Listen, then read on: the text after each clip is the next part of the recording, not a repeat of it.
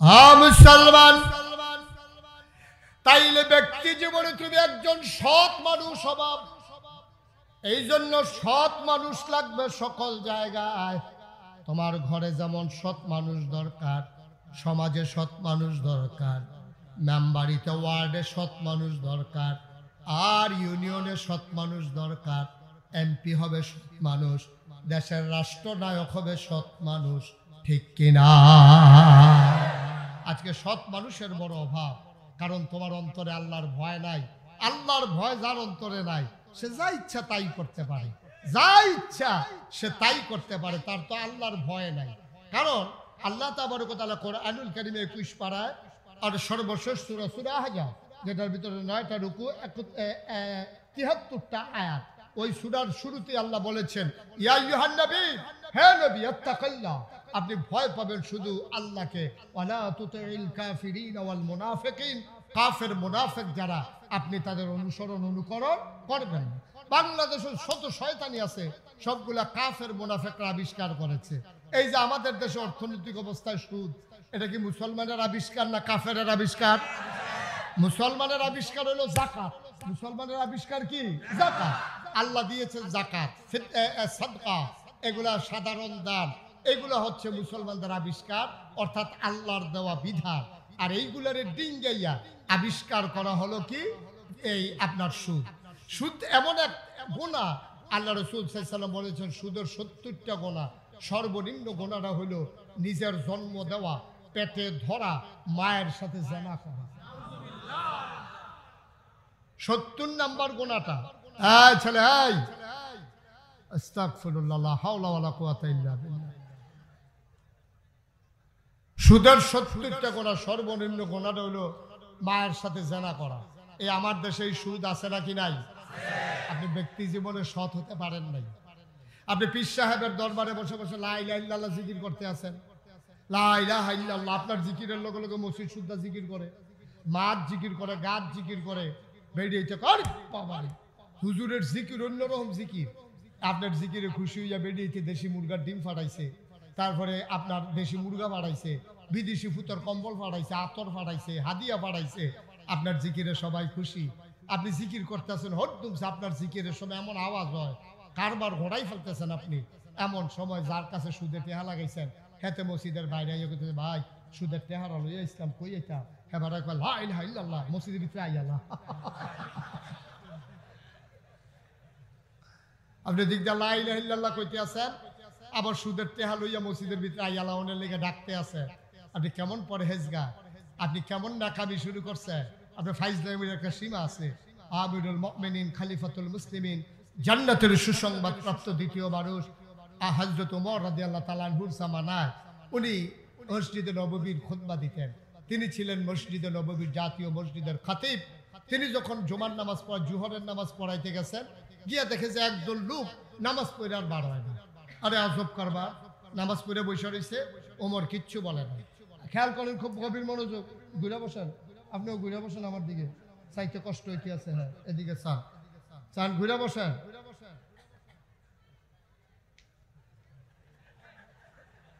কথা কম যাবে হলো, আমিন কর। এখন যেই কথাটা বলতেছে খুব খেয়াল, কোন কথাটা বলতেছিলাম মনে আছে কি? হযরত ওমর, মনে নাই? হযরত ওমর মসজিদের ভিতরে জোহরের নামাজ পড়ে বাড়িতেছে, দেখে যে একদল লোক বইয়া রইছে। উনি আর কিচ্ছু বলেন নাই। আসরের সময় গিয়া দেখে আবার এই লোকগুলা বসে রয়েছে, নামাজ পড়ে আর বের হয় না। মাগরিব হয়ে গেল, এবারও বের হয় না। এশা হয়ে গেল, এবারও বের হয় না। ওমর ডাক দিয়েছে, এদিকে এসো। বাড়ি গো, কইয়ামেন। কইয়ামেন থেকে আসছো কবে? হইছে এই কয়েকদিন। কত মসজিদের ভিতরে কি করো? জোহরের পরও দেখলাম বের হও না, আসরের পরেও বের হও না, মাগরিবের পরে আসার পরে বের হও না, খাও কই? যে আমরা যে আল্লাহ বিল্লাহ করি, জিকির আজকার করি, আমরা আল্লাহর উপরে ভরসা করে আল্লাহ বিল্লাহ করতে আসি। এইটা দেখা পাশের বাড়ি থেকে মানুষজন আমাদের জন্য খাবার পাঠায়। হযরত ওমর শক্ত ধমক দিলেন, বলতেছো তাওয়াক্কালতু আলাল্লাহ, অথচ ভরসা করে রয়েছে হেতারা বাড়ির ডেক্সির দিকে। হেতারা রান্না ফাটাইলে তুমি খাইবা, না আইলে নাই। তুমি বলতেছো আল্লাহ ভরসা, তোমারে কে এই হুকুম দিছে যে তুমি কামাই রোজগার বাদ দিয়া মসজিদে বৈশা বৈশা ওই অন্য মানুষ খাবার দেবে এই আশায় তোমারে বসে বসে জিকির করার জন্য অনুমতি কে দিছে? নামাজ শেষ হয়েছে, ফান্তাশিরু ফিল আরদ, তুমি জমিনে বের হয়ে যাও, জমিনে বের হয়ে তুমি চাষাবাদ করো, তুমি কৃষক চাষাবাদ করো, তুমি ব্যবসায়ী ব্যবসা করো, তুমি দোকানদার দোকানদারি করো, তুমি অফিসে চাকরি করো অফিস করো, তুমি হুজুর তুমি মাদ্রাসায় ডিউটি করো। তোমারে কে দায়িত্ব দিছে জুহরের পরে বৈশা রইছো মসজিদে, আসরের পরেও বৈশা রইছো মসজিদে, মাগরিবের পরেও বৈশা রইছো মসজিদে? তুমি কামাই রোজগার করো কখন? তুমি খাও কোত্থেকে? কই যে মাইনসা দেয় আল্লাহর উপরে ভরসা করে বইয়া রইছি, হ্যাঁ তারা আমরা জিকির হই না, তসবি তাহালিল হই না, তারা আইন আমরা সাইডা সাইডা দেয়, আমরা আল্লাহর উপরে ভরসা করে বসে রয়েছি। ওমর কয় মনে একটা মুখে একটা, এই দুই ধরনের কথা বলবা না। তোমাদের ভরসা আল্লাহর উপরে না, তোমাদের ভরসা হলো মানুষের ডেক্সির ভিতরে, ঠিক কিনা কম? তোমাদের ভরসা হইলো তারা দিলে তোমরা খাইবা, আর না দিলে তোমরা না খাইয়া থাকা লাগবে। এই জন্য মাঝে মাঝে সিল্লান দিয়ে আল্লাহ কয় যেন বাইরের তারা হুনে হুন্ডে যেন খানা বানায়। কে দিছে এই অনুমতি? কামাই করো, রোজগার করো, বসে বসে খাওয়ার কোনো সুযোগ নাই। ইসলাম এটাকে সমর্থন করে না। আল্লাহর নবী একদিন বসে বসে খাবারের অপেক্ষায় ছিলেন, একটা প্রমাণও দিতে পারবা না। আল্লাহ রাসূল সাল্লাল্লাহু আলাইহি ওয়াসাল্লাম তিনি পরিশ্রম করেছেন, তিনি কষ্ট করেছেন, তিনি নিজে মেহনত করেছেন, মানুষের বাড়িতে কাজ করেছেন। ওই ইহুদির কাছ থেকে তার কূপের পানি উঠাইয়া তার থেকে সামান্য খেজুরের বিনিময়ে তিনি দায়িত্ব পালন করেছেন। তিনি পরিশ্রম ছাড়া এক বেলাও খাইতে চাননি, তিনি বসে বসে সময় কাটাননি। মুসলমান ব্যক্তি জীবনে তুমি সৎ হও, তুমি সোনার মানুষ হও, আল্লাহর ভয় তোমার অন্তরে জাগিয়ে নাও, তাইলে তুমি হয়ে যাবা সোনার মানুষ। আল্লাহ তাবারক ওয়া তাআলা কইয়া আইয়ুহান নবী, হে নবী, আত্তাকিল্লাহ, আপনি ভয় পাবেন আল্লাহরে। এখানে একটা চিকন কথা আছে। কেন আল্লাহ বললেন আল্লাহকে ভয় পাওয়ার জন্য? কেন বললেন না তুমি ভয় পাবা পীর সাহেবকে? কেন বললেন না মাকে ভয় পাবা? কেন বললেন না আব্বাকে ভয় পাবা? কেন বললেন না সমাজপতিকে, রাজনীতির নেতারে ভয় পাবা? কেন বললেন আল্লাহকে ভয় পাবা? যদি আল্লাহ বলতো এই শাহাতলির মানুষ তোমরা ভয় পাবা নাগাইশের পীর সাহেব মুশতাক ফয়েজিরে, তাহলে আপনারা পাহারা দিতেন। কোন সময় মুশতাক ফয়েজি আসবে? বছরে আসবে একবার, থাকবে 3 ঘন্টা। আপনারা 3 ঘন্টা ভালো হয়ে থাকাটা সহজ, কিন্তু 12 মাস আপনারা ভালো থাকতেন না, যেহেতু পীর সাহেব 12 মাস আপনাদের কাছে থাকে না, ঠিক কিনা? যদি কইতো যে তুমি ডরাইবা আল্লাহ, রাজ শাহাতলির মানুষ হাজার হাজার জনতা শুনো, তোমরা ডরাইবা আম্মারে, আপনি পাহারা দিল নিলে আম্মায় কোন দিন বাপের বাড়ি বেড়াইতো যায়, সেদিন আপনি মন মতো কাজ শুরু করে দিতেন। আপনারা যদি কইতো তুমি ভয় পাইবা তোমার শাহাতলি মাদ্রাসার প্রিন্সিপাল হুজুর রে, তা আপনি পান শাহাতলি মাদ্রাসা যাওয়ানোর আগে দিয়া কুলি টুলি কইরা বিড়ি টিড়ি হালাইয়া মাদ্রাসার যাইতে আছেন। আল্লাহ কইছে হুজুর রে ডরানের লেগিয়া, এর লেগিয়া বিড়ি টিড়ি সব বাজারের আগে বিড়ি হালাই, রেল লাইন ফাটানোর আগে বিড়ি মিড়ি হালাইয়া গুস্তিংটি টুস্তিংটি সাইডা দিয়ে সবাই সুযোগ আরো, কারণ হুজুরের সামনে ফুটে যাবে গা। আল্লাহ হুজুরে ভয় পাইতে কইছে। আল্লাহ হুজুরের কথা বলে নাই। হুজুর এখন আছে তখন নাই, পীর সাহেব আজকে আছে কালকে নাই। ভাই আপনি রোজার মাসে অজু করতে আছেন, চৈত্র বৈশাখ মাসের রোজা, একজনে চাপ দিতে আছে, আপনি জুহরের টাইমে অজু করতে আছেন, ঠান্ডা পানি গলায় মুখে গেছে পরে মন্ডায় চায় 2 ঢুক পানি খাইয়া ফালাই। আপনি যদি এই মাঝের 2 কুলিটা ঢুক গিল্লা 2 পার্শ্বের কুলি ফালাই দেন, যে চাপ দিতে আছে হ্যাঁ তো বুঝতো না আপনি যে মাঝের কুলিটা ঢুক গিল্লা লাইছেন, ঠিক কিনা কও? এতে বুঝার কি কোনো উপায় আছে? আপনি যে কুলি ফালাইতে আছেন হয়তো তো মনে করছে এ ফালাইছে, তাই সে কুলি কোন বুকিত যে কয়বার নিল কয়বার হালাইলো হাতার তো দরকার নাই। তাইলে দেখেন আল্লাহর ফায়সালাটা দেখেন। আল্লাহ পীর সাহেবের কথা কয় না, মার কথা কয় না, বাপের কথা কয় না, নেতার কথা কয় না, সর্দারের কথা কয় না, হুজুরের কথা কয় না, কয় কার কথা? যে ধরাইবা আল্লাহরে। কেন? কয় হুয়াল হাইয়ুল কাইয়্যুম লা তা'খুযুহু সিনাতুন ওয়ালা নাওম। কারণ এই আল্লাহ চিরস্থায়ী, তিনি চিরঞ্জীব, তিনি কখনো ঘুমান না, কখনো ঝিমান না। তুমি রাতের অন্ধকারে কোনো কাজ করলেও আল্লাহ দেখেন, পানির নিচে ডুব দিয়া কোনো কাজ করলেও আল্লাহ দেখেন, টেবিলের উপর দিয়া নিচে দিয়া যেদিক দিয়ে তুমি ঘুষ নাও, কেউ দেখো কার না দেখো, একজন দেখে, তিনি কে? এটা দেখো আল্লাহর ভয়। আল্লাহর ভয় অন্তরে যখন জায়গা হয় মানুষগুলো হয়ে যায় সোনার মানুষ। পশ্চিমা বিশ্বের মনীষীরা গবেষণা করলো, মানুষগুলো ছিল বর্বর, বেদইন, যাযাবর, মূর্খ, অসভ্য, জাহেল, অভদ্র, অশালীন। এই মানুষগুলো কেমন করে হলো ভদ্র, সুশীল, আধুনিক, আল্লাহওয়ালা, পরহেজগার? কেমন করে এই মানুষগুলো হলো? তারা চিন্তা করে দেখেছে, নবীজি তাদেরকে 23টা বছর, মক্কায় 13 বছর, মদিনায় 10 বছর, তাদেরকে আল্লাহর ভয় এমন ভাবে অন্তরে ঢুকাই দিছে, রাতের আধারেও তারা একটা অন্যায় করে না। 1 কোটি টাকা পরে থাকলেও তারা ফিরে তাকায় না। মহিলারা, আহা, কথা তো বাইরে যাইতেছে, কষ্ট হইতেছে নাকি? কত যেটা মনে পড়ছে এটা কি কইলিতা? হযরত উমরের জামানায় এক মহিলা নাকে ফুল, কানে দুল, গলায় মালা, হাতে মালা, একেবারে স্বর্ণ মুদ্রা নিয়ে রওনা করছে মরুভূমির মাঝ দিয়া। পরন্ত বিকেল, সূর্য ডুবু ডুবু প্রায়। এই সূর্যের যখন ডুবে যাচ্ছে এমন সময় খোলা মাঠের মাঝে দিয়া মহিলা রওনা দিছে। একজন লোকও নাই, পাশে কোনো বাড়ি ঘরও নাই, শুধু একটা যুবক সামনে পড়ছে আর মহিলার গায়ের ভিতরে অলংকার। যুবকটা জিজ্ঞেস করে, ও মহিলা, তোমার কি ভয় নাই? তুমি যে নাকে ফুল, কানে দুল, গলায় মালা, হাতে মালা, স্বর্ণ মুদ্রা, টাকা পয়সা নিয়ে এই অবেলায় রওনা করছো, কেউ যদি তোমার চুরি করে, ডাকাতি করে, তুমি কি করবা? তোমার ভয় লাগে না? মহিলা কি কয় শুনছেন? মহিলা কয়, হ্যাঁ অবশ্যই ভয় লাগে। ভয় লাগে তো? কয় কি ভয় লাগে? তাইলে হাঁটো কেমনে? কয় ভয় লাগে আমার জন্য না, তোমার জন্য। কারণ আমার জন্য কি? ভাবি তো জুয়ান মানুষ, আমার লগে কোনো সম্পদ টম্পদ নাই, আমারে তোমার ভয় পাওয়ার কি আছে? আমি ভয় পাবো কি করতে? তোমার জন্য আমার এই ভয় লাগে। তুমি যে আমার এই ভয়টা দেখাইছো, আমি আল্লাহ আল্লাহ করে যদি উমরের কাছে বলতে পারি, তোমার চোখ যে আর চোখের জায়গায় থাকবে না, এই ভয়টা আমি পাইতেছি। সুবহানাল্লাহ বলবেন না?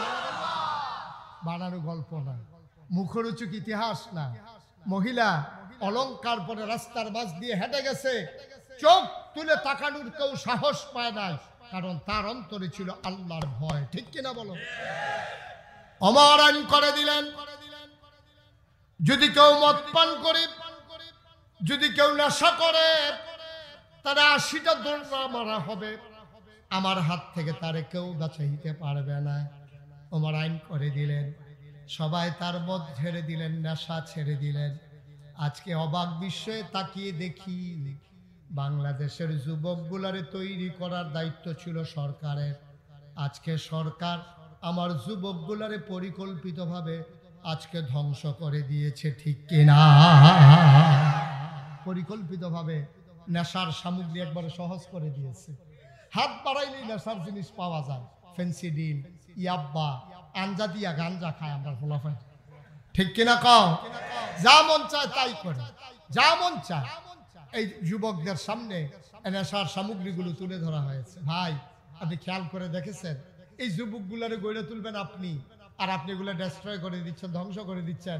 লেখাপড়া তো ঝেটিয়ে পিটিয়ে আপনাদের এলাকার উনিও তো যেই কারবার করে দিছে, লেখাপড়ারে বেড়াত লাগাই দিছে। সাদ্দর বিছানি শিহায়, সাদ্দর কেমনে টান টান করে বিছান যায় এইটা শিহায়, আলুর ভর্তা কেমনে বানায় শিহায়, ঘর কাজ ঝাড়ু দেয় কেমনে এটা শিখায়। মনে হয় যেন আমরা বেরিয়ে আগে ঘর ঝাড়ু ছাড়া হুটতে রয়েছে। সাদ্দর তো বিছাইতে পারছো না, সাদ্দর থুবাইয়া এটারে বালিশ বানাইয়া হুটতে আসি লাগের তার। সাদ্দর বিছানো শিখায়, তারপরে আলুর ভর্তা বানানো শিখায়, তারপরে আপনার কিভাবে রান্না বান্না করা লাগবে এইসব শিখায়। অথচ মনুষ্যত্বের বিকাশ ঘটানোর জন্য, আল্লাহর ভয় অন্তরে তৈরি করার জন্য সব ডেস্ট্রয় হয়ে গেছে, ধ্বংস হয়ে গেছে। মাদ্রাসা শিক্ষার তো করে গজব করে দিচ্ছে। মাদ্রাসা শিক্ষা কিচ্ছু নাই, কিচ্ছু ছিল না মাদ্রাসা শিক্ষায়, সব কিছুকে ধ্বংস করে দেওয়া হয়েছে। ছেলে মেয়েদেরকে কিভাবে অবাধে বিচরণ করা যায়, কিভাবে তাদের বেহায়াপনা আরো বাড়ানো যায়, লজ্জা শরম কেমনে ভেঙে দেওয়া যায়, এগুলো পরিকল্পিতভাবে শেষ করে দেওয়া হয়েছে। মানব চরিত্রকে ধ্বংস করে তাদেরকে ধ্বংসের দ্বার প্রান্তে পৌঁছে দিয়েছে। ঠিক কিনা বলেন? যে উমরের কথা বলছিলাম, কথা মনে আছে তো নাকি?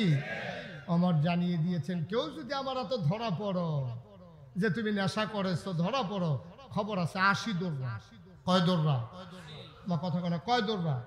ওরা বুঝে ফেলছে যে 80 দৌড়া মানে কিয়ামত, 80 দৌড়া মানে কিয়ামত, এটা তারা বুঝে ফেলছে।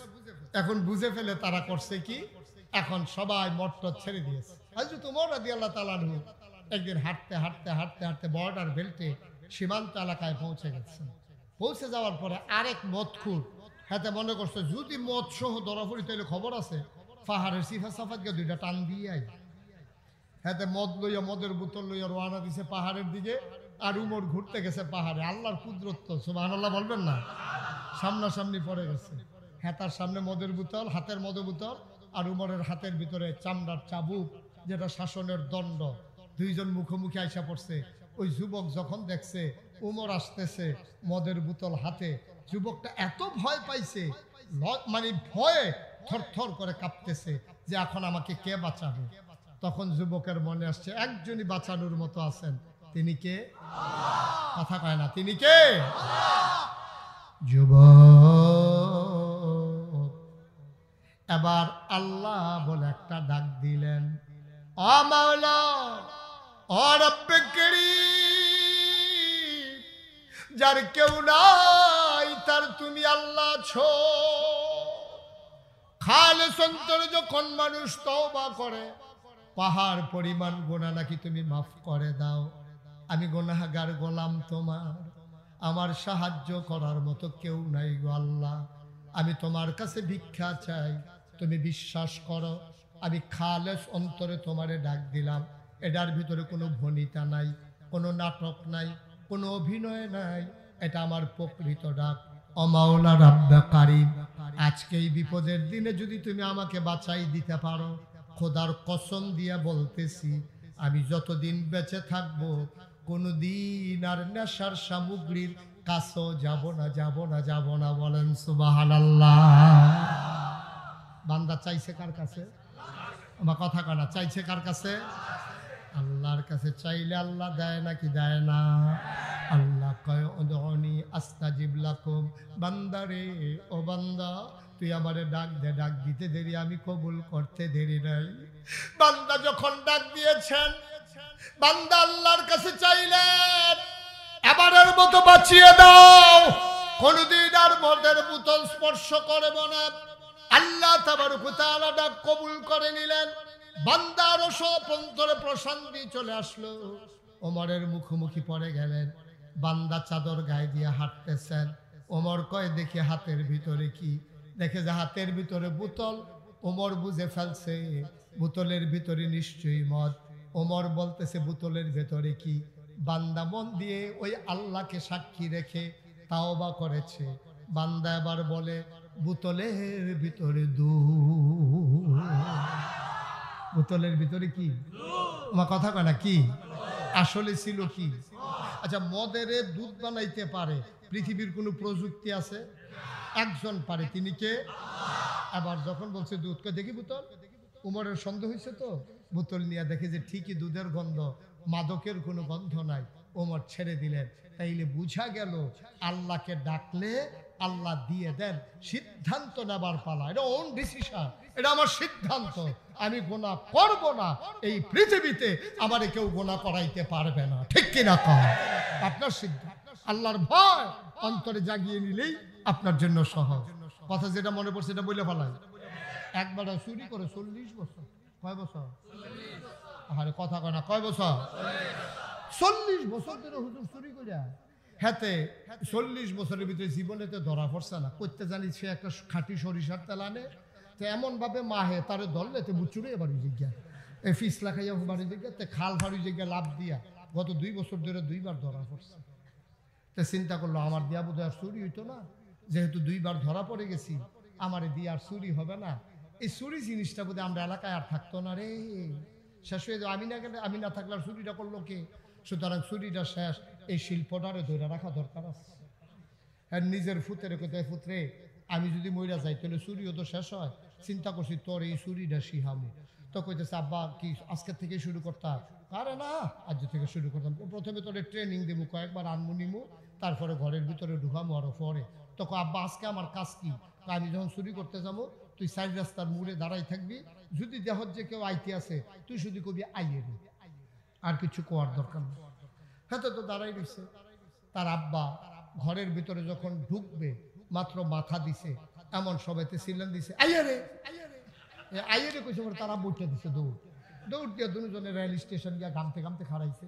শাহাতলি রেল স্টেশন। তার বাহি জিগাইতেছে পুত্রে তোরে না কইলাম কেউ রে দেখলে কইবি যে আইয়ে রে, কারে দেখছ? ছেলেরা কানতে আছে। কারে কারে দেখছ? কস না, নাম কস না। সন্তান চোখের পানি ছেড়ে দিয়ে কাঁদে, ডাক দিয়া কয় আব্বা। ডাইনে তাকাইলাম দেখি কেউ নাই, বামে তাকাইলাম দেখি কেউ নাই, সামনে তাকাইলাম কেউ নাই, পেছনে তাকাইলাম দেখি কেউ নাই। হঠাৎ করে উপরের দিকে নজর চলে গেল, আমার মনে হইল কেউ যেখানে দেখে না ওখানে যেন আমার আল্লাহ তাকিয়ে আছে।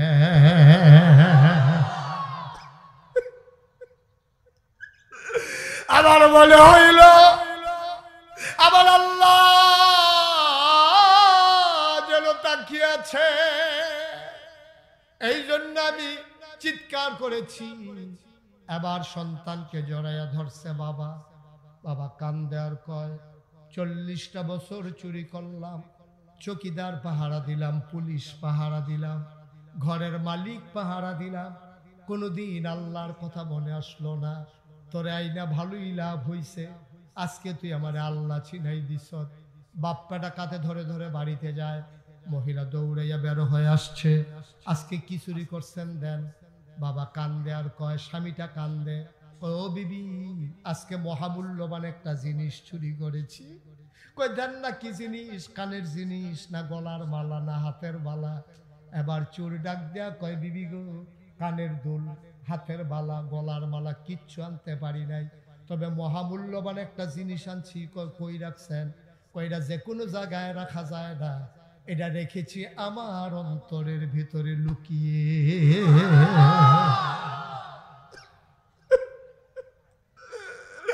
আমি অন্তরের ভিতরে লুকাই রাখছি। আজকে আমার সন্তান আমারে দিছে, আমার সন্তান আমারে শিখাই দিছে। মহিলা কয় কি জিনিস আনছেন? বেড়া হাউ মাউ করে কান্দে। বাচ্চা ছেলেটা দাঁড়িয়ে আছে। এবার লোকটা ডাক দেয়া কয় বিবি 40 বছর চুরি করলাম, কোনদিন আল্লাহ কারে কয় চিন্তাও করলাম না। আজকে তোমার ছেলে আমারে আল্লাহ চিনাই দিছে, আমি আল্লাহ চিনে ফেলছি। আমার অন্তরের ভিতরে আজকে আল্লাহর ভয় জেগে গেছে। আমার এই সন্তান আমারে ফিরিয়ে এনেছে। যা করলাম সবই ভুল হয়ে গেল, আর কোনোদিন এই কাজ না। কারণ যতই মানুষের চোখ ফাঁকি দেই, একজনের চোখ ফাঁকি দেওয়া যায় না, তিনি আমার আল্লাহ, ঠিক কিনা? তাহলে অন্তরে ভয় থাকবে কার? জোরে কথা কন, কার? কলিজায় ভয় থাকবে কার? এই আল্লাহর ভয় নিয়া আপনি যখন চলবেন তখন পুলিশ লাগবে না, র্যাব লাগবে না, গোয়েন্দা লাগবে না, দলীয় ক্যাডার লাগবে না, চৌকিদার লাগবে না, পীর সাহেব লাগবে না, লাট সাহেব লাগবে না, কেউ লাগবে না। আল্লাহর ভয় আপনাকে পারফেক্ট মানুষে পরিণত করে দেবে ইনশাআল্লাহ। সবাই পড়ে না আমিন? জুড়ে পড়ে না আমিন? আল্লাহর এই মানুষকে, আল্লাহর ভয় মানুষকে কতটুকুন মানুষ বানায় দেখেন। আল্লাহর এই ভয় মানুষকে কতটুকুন মানুষ বানায়। আল্লাহ রাসূল সাল্লাল্লাহু আলাইহি ওয়াসাল্লাম, কষ্ট হচ্ছে আপনাদের? কথা বলা কষ্ট হচ্ছে? আর একটু এই কয়েক মিনিটের ভিতরে ছেড়ে দিচ্ছি ইনশাআল্লাহ। আমি শুরুতেই বলেছিলাম লম্বা সময় কথা বলবো না, যেহেতু আমাদের মাঝে আরো অনেক ওলামায়ে কেরাম আছে, ওনারাও কথা বলবেন। আমি আমারটা শেষ করে দিলে ওনারা শুরু করে দেবেন ইনশাআল্লাহ। আল্লাহ যেন কবুল করে। সবাই পড়ি আমিন। জুড়ে পড়ি আমিন। বন্ধুরা আমার, ভাইরা আমার আল্লাহ রাব্বুল আলামিন এই জন্য আল্লাহর ভয় অন্তরে জাগাতে চাইলেন। মানুষটা তখনই সৎ মানুষ হয়ে যায় যখন মানুষটার অন্তরে আল্লাহর ভয় থাকে। তখন সে যেই জায়গায় থাকে তখন তার অসৎ কাজ করা তার দ্বারা আর সম্ভব হয় না। এত গেল ব্যক্তি জীবন। এবার আসো ব্যক্তির পরেই হলো পারিবার। তোমরা হইলা মহিলার গায়ের পোশাকের মতো। বলেন সুবহানাল্লাহ। কি সুন্দর উদাহরণ দিয়েছে দেখছেন। কয় মহিলারা হইল তোমাদের গায়ের পোশাকের মতো, আর তোমরা পুরুষেরা মহিলার গায়ের পোশাকের মতো। আচ্ছা, আল্লাহ তাবারক ওয়া তাআলা অন্য কিছুর সাথে তুলনা না দিয়া গায়ের পোশাকের সাথে তুলনা দিলেন কেন? আল্লাহ তাবারক ওয়া তাআলা দেখলেন যে গায়ের পোশাকের চাইতে কাছাকাছি মানুষের কিচ্ছু থাকে এমন কিচ্ছু নাই। আমার পাঞ্জাবির নিচে একটা গেঞ্জি আছে, এই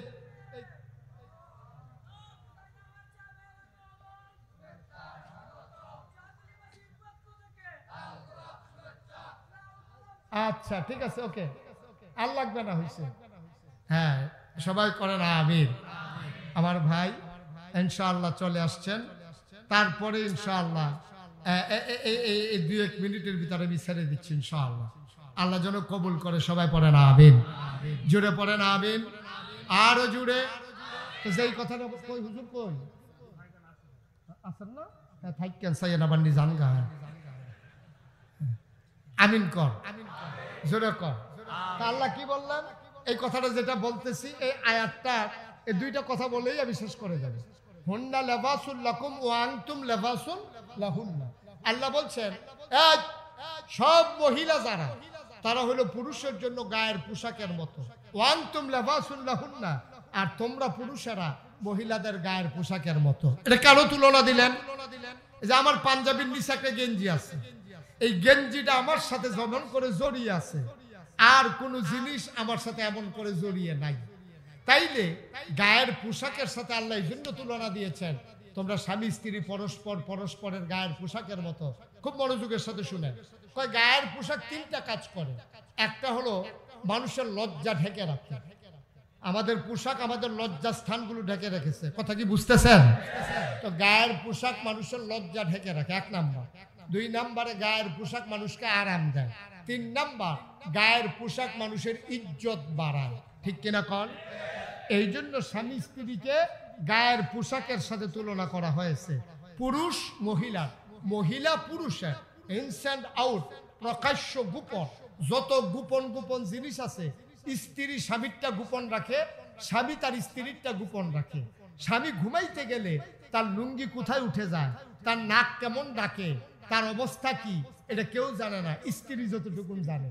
এটা আমি জানি না, উনি আমারটা জানে না, আমারটা উনি জানে, কিন্তু আমার স্ত্রী সব জানে। ঠিক কিনা কম? আমি যে নাক ডাকি, যেহেতু আমার দাম্পত্য জীবনে স্বামী স্ত্রী একসাথে ঘুমোতে যায়, তখন স্বামীরটা স্ত্রী জানে, স্ত্রীরটা স্বামী জানে। তাইলে এটা গোপন, এই ইজ্জত আর লজ্জা, কাপড় যেমনে নিজের ইজ্জত ঢেকে রাখে, লজ্জা ঢেকে রাখে, ঠিক স্বামী স্ত্রী একজন আমরা আরেকজনের লজ্জা ঢেকে রাখবো। কিন্তু আফসুস কি জানেন? আফসুস হলো আমাদের সবচেয়ে বড় আফসুস আমাদের এইটাই, আমরা এই লজ্জা ঢেকে রাখবো দূরের কথা।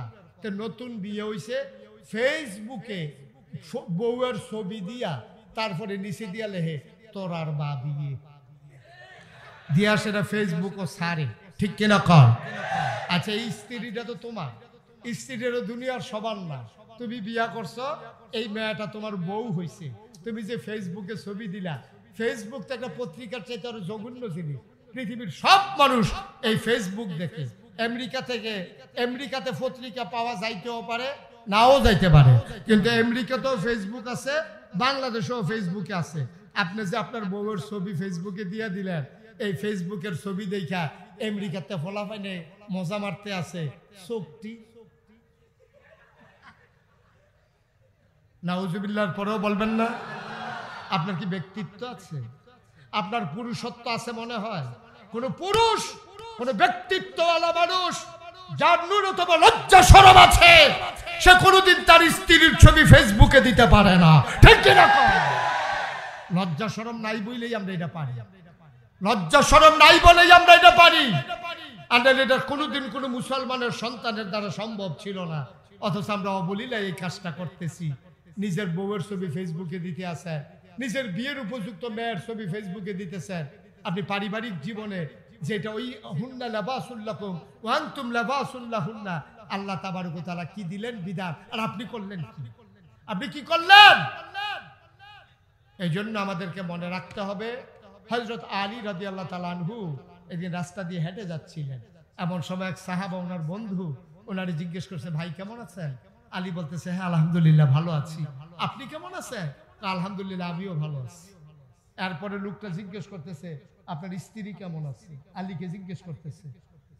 আলী এত রাগ হলেন, চোখ দুইটা তার বড় বড় হয়ে গেল, তার কালের চামড়াগুলো থরথর করে কাঁপতেছিল। আলী বললেন, আল্লাহর হুকুম নাই, এই জন্য তুমি আমার হাত থেকে বেঁচে গেছো। যদি আল্লাহর হুকুম থাকতো, তাইলে খোদার কসম আমি একটা কূপ দিয়া তোমার দেহ থেকে কল্লাটা আলাদা করে দিতাম। আমার বউ কেমন এটা জানার অধিকার তোমার নাই। ঠিক কিনা বলেন? চিন্তা করেন, ব্যক্তিত্ব কারে কয়? ব্যক্তিত্ব কারে কয়? এটারে কয় ব্যক্তিত্ব। সুতরাং আসুন আমরা সবাই মিলে আমার এই সোনার বাংলাটাকে একটু সুন্দর করে সাজিয়ে নেই।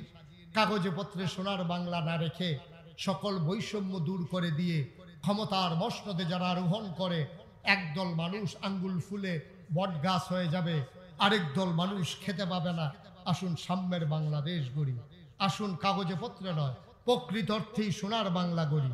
আসুন অসৎ মানুষগুলোর জায়গায় আমরা সৎ মানুষদেরকে দায়িত্বে বসিয়ে দেই। আসুন মানব রচিত মতবাদের বিরুদ্ধে আল্লাহর কোরআনের আইন আমরা চালু করে দেই। ঠিক কিনা বলেন?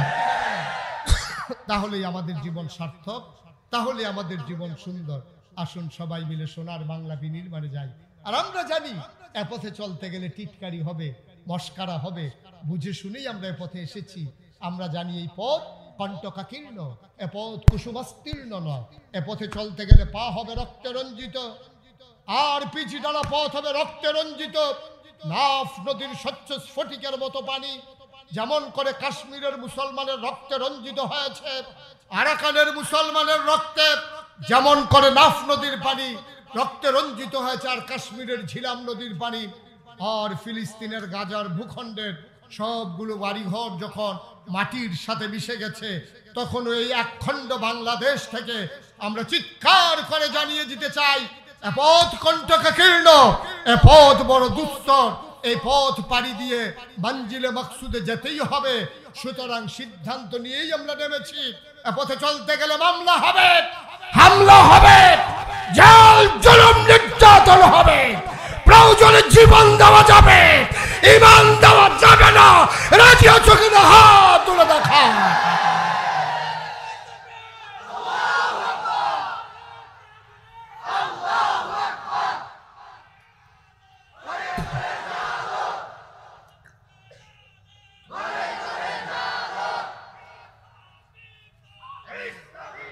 ইনশাআল্লাহ কথা হবে আবার ময়দানে, দেখা হবে আবার কোন এক মাহফিলে।